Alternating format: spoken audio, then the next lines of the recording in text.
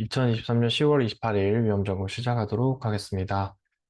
지난주와 동일하고요. 이스라엘 하마스 교전인데 이스라엘 학전으로 다음 주부터 바꾸도록 하겠습니다. 이제 학전이 이제 시작되는 것 같고 시가지 전이 이제 들어가는 것 같아요. 그래서 이거의 영향으로 금요일 날 주가 빠졌고 다음 주도 이거의 영향이 추가적으로 나올 것 같습니다. 이란을 좀 강하게 압박하고 있거든요. 미국이. 그러니까 여기서 이란이랑 미국의 전쟁이 일어나면 진짜 심각해집니다. 그렇게 보시면 될 것 같아요. 하나씩 더 살펴보도록 하겠습니다. CDS는 45까지 올라갔다가 내려왔는데, 금요일 날 상황을 봤을 때 다시 45로 돌파할 것 같고요. 원달러 환율은 지금 여기 나온 대로 1350원대에 계속 유지하고 있는 상태라고 보시면 됩니다. CDS는 거의 비슷한 상태고, 여기 있는 게 덴마크 약간 치솟았고 그 다음에 일본 29.52 이 상태입니다. 여기 정도 있고 그 다음에 이집트는 내려와 있는 그러니까 리스크가 조금 줄어들었다라고 보면 될 것 같은데 터키는 높아지고 있는 거죠. 이집트랑 터키 그 다음에 이란 이쪽에서의 확전이 안 일어나야 된다라고 보시면 됩니다. 한 개 기업입니다. 이거 기업 부채 비율은 7년의 최고라고 이제 나왔어요. 그리고 역대 최대 10곳 중에 4곳이라고 되어 있고 42.3%가 이 수치로 끄집어냈을 겁니다. 작년 이자를 못 내는 기업, 이게 한 개 기업이라고 보면 되는 거고요. 프로젝트 파이낸싱 부실 우려도 같이 연결되고 있습니다. 요것도 이제 튀어 올랐다. 그렇게 봐주시면 되고 금리가 안 내려가죠. 이게 안 내려가고 요걸 유지할 것 같으니까 이 부담률, 여기 부담률을 5.26으로 맞춰놨죠. 5.16으로 맞춰놨을 때 이렇게 된 거기 때문에 지금 이 정도의 부담을 시장이 지고 있다. 이렇게 봐주시면 될 것 같습니다. 제2금융권하고 미국 중소형은행은 제2금융 안정화에 하는 동원된 적 없다고 하지만 실제적으로 하느니 여러 가지 여력을 만들어주는 게 원래 경제 룰에 맞는 겁니다. 그러나 이게 노골적으로는 하면 안 되기 때문에 이렇게 이제 거부 반응의 멘트를 낸 거고 함부로 하면 안 돼요, 이거는. 저축은행 역마진의 개정 휴업 이런 것들도 동일합니다. 역마진은 게 뭐냐면 예금 이자는 높은데 대출 이자는 낮은 거예요. 근데 이 대출 이자를 지금 꼭 억제고 있어요. 고금리 대환대출 계속 일어나니까 이 2금융권에 있던 금융권들이 1금융권으로 넘어가서 우량한 거는 다 1금융권으로 가고 안 좋은 거 부실만 2금융권에 남아요. 그러면 또 부실이 2금융권에 쌓입니다. 대출 풀수록 역마진이 일어나고 이 또 가장 큰 역마진의 요인이 뭐냐면 대출을 상환을 못 하는 거예요. 상환. 돈을 갚는 게 안 되는 거예요.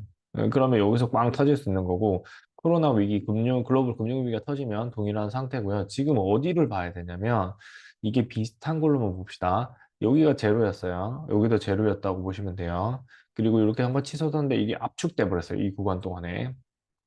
그리고 올라갔다가 코로나 때문에 내려갔다가 다시 치솟은 거거든요. 그러니까 얘 구간을 여기로 보는 게 맞는 것 같아요, 저는. 그러면 이게 한번 더 나올 수 있다. 그렇게 보시면 될 것 같고, 근데 요렇게 이제 금리가 높아지진 않을 것 같은데, 왜냐면 좀 더 이제 자금 순환이 더 잘 되거든요. 그 신용카드의 제도에서는 떼먹는 비율이 조금 줄기 때문에 선진국일수록 더 그래요. 그래서 이 부분이 있기 때문에 지금 요 구간에서는 지금 요 구간 10%포인트까지 오르는 구간은 아닌데 리스크의 정도는 여기 2008년도 그다음 IMF 이 두 구간하고 상당히 닮아 있다. 특히 2008년도하고 닮아 있다라고 보시면 되고요.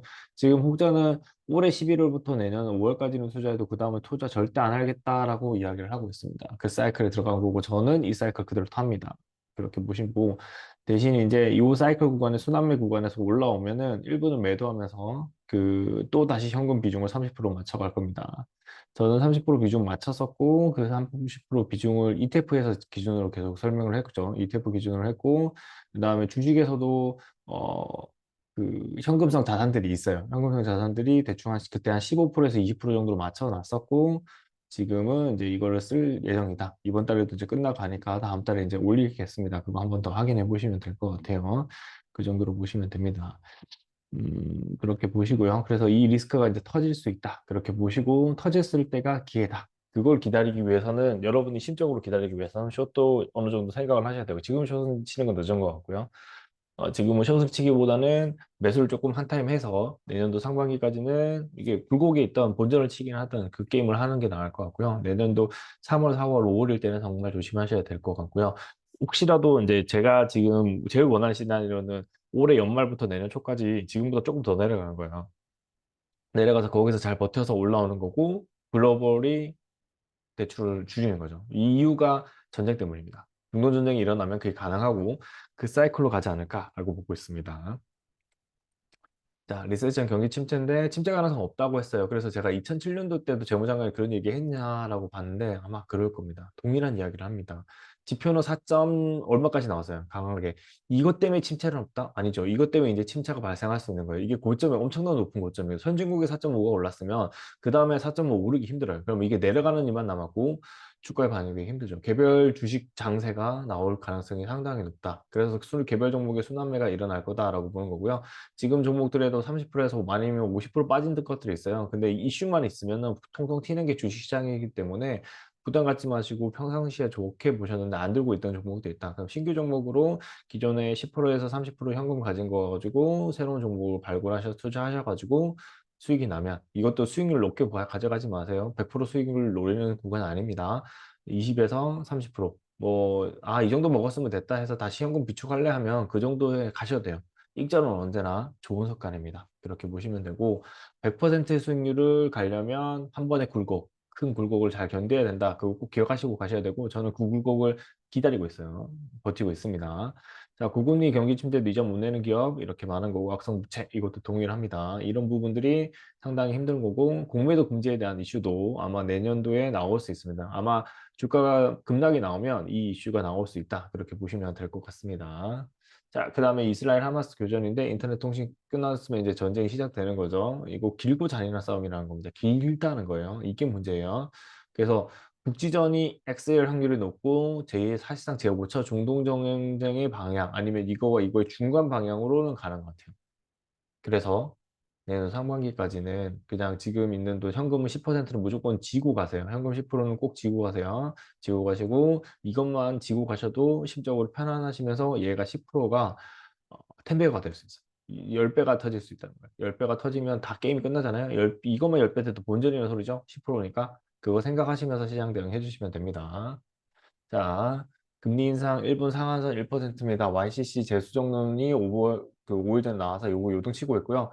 150대 진입 시도를 하고 있는데 요거를 돌파하기는 힘듭니다. 많이 올라가면 160불인데 내려오면 다시 100엔대로 내려올 겁니다. 그거 보시면서 대응하는 거고요.